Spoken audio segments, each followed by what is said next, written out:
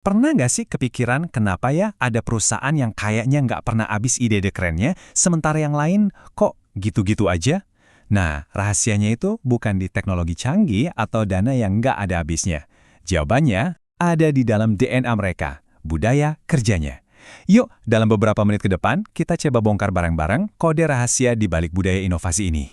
Nah, kutipan ini tuh jantungnya pembahasan kita. Provokatif banget kan? Maksudnya gini, Anda bisa aja punya tim paling jenius dan budget paling gede sedunia. Tapi kalau budaya kerja di perusahaan Anda diam-diam malah jadi pembunuh ide-ide baru, ya semuanya jadi sia-sia. Oke, mari kita mulai pecahkan misteri ini. Jadi, pertanyaannya, apa sih yang sebenarnya jadi pembunuh inovasi? Sebelum kita bisa bangun budaya yang keren, kita harus kenalan dulu nih sama musuh-musuh tak terlihatnya. Mereka ini yang sering banget bikin ide-ide brilian gugur, bahkan sebelum sempat diuji coba. Oke, di bagian pertama ini kita bakal jadi detektif budaya. Tugas kita mengidentifikasi pelaku utamanya, hambatan-hambatan budaya yang diam-diam menyabotase usaha paling tulus sekalipun buat berinovasi. Coba deh lihat tabel di layar. Ada yang langsung berasa, wah ini gue banget deh di tempat kerja. Mungkin yang takut gagal, di mana kalau bikin salah satu aja, rasanya kayak akhir dunia, bukan jadi pelajaran. Atau mentalitas silo, tim marketing sama tim IT kayak tinggal di planet yang beda. Nah, inilah musuh-musuh inovasi yang sebenarnya. Bukan soal software, tapi soal budaya. Oke, kita udah tahu nih apa yang salah. Sekarang, saatnya kita ngomongin solusinya.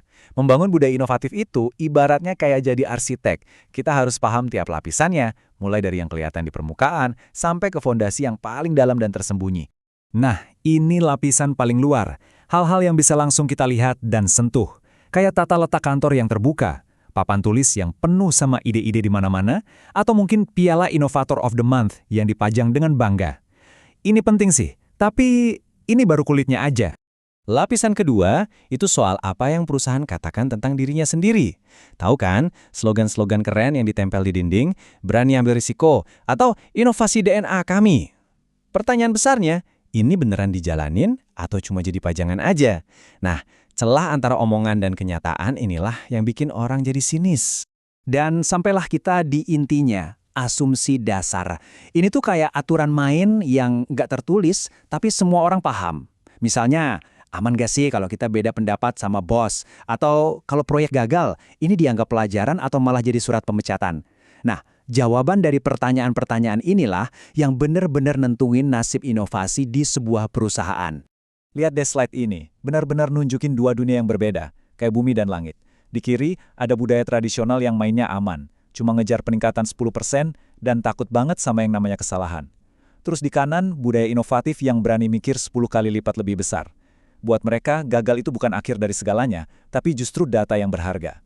Ini bukan lagi soal bertahan hidup, tapi soal gimana caranya berkembang pesat. Kalau budaya inovatif itu kita ibaratkan sebuah bangunan, ada satu fondasi yang wajib, kudu, harus kokoh sebelum yang lain bisa dibangun. Satu elemen yang kalau nggak ada, semuanya bakal runtuh. Elemen itu adalah keamanan psikologis. 35%. Coba deh direnungin sejenak angka ini. Menurut riset legendaris dari Google, Project Aristotle, tim yang ngerasa aman secara psikologis itu bisa menghasilkan solusi inovatif 35% lebih banyak. Ini bukan sekedar angka loh, ini adalah keunggulan kompetitif yang nyata banget.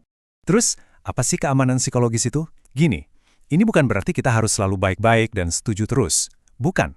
Ini soal menciptakan sebuah lingkungan di mana setiap orang ngerasa aman untuk jadi rentan.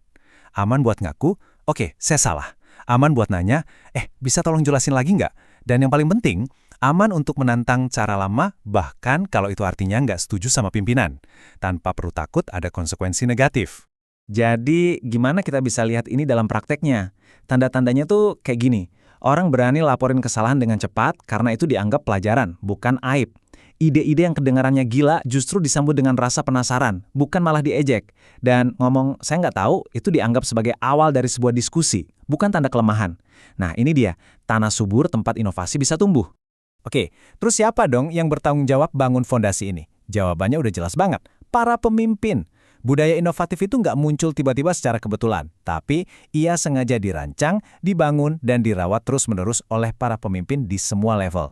75%. Bayangin, sebanyak itulah para profesional yang bilang kalau faktor paling krusial buat inovasi adalah dukungan dari pimpinan. Dan ini bukan cuma dukungan lewat kata-kata manis ya, tapi lewat tindakan nyata. Ini bukti kalau pemimpin itu benar-benar pegang kunci untuk membuka atau justru mengunci potensi inovasi timnya. Jadi pemimpin inovatif itu kerjanya ngapain aja sih? Nah, menurut riset dari Harvard, ada 3 peran kunci. Pertama, mereka jadi arsitek yang merancang sistem biar ide-ide itu bisa ngalir bebas.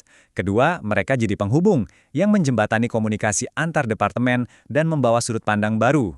Dan ketiga, mereka jadi katalis yang mengubah obrolan jadi eksperimen beneran yang menyalakan api semangat di dalam tim. Oke, ini semua kedengarannya keren banget ya secara teori. Tapi pertanyaannya, gimana cara mulainya? Nah, di bagian terakhir ini, kita bakal fokus ke tindakan. Langkah-langkah praktis yang bisa Anda coba, bahkan mulai besok, untuk mulai membangun budaya yang lebih inovatif. Yuk, kita bikin ini jadi praktis. Ada 3 langkah awal yang bisa dicoba. Pertama, audit budaya.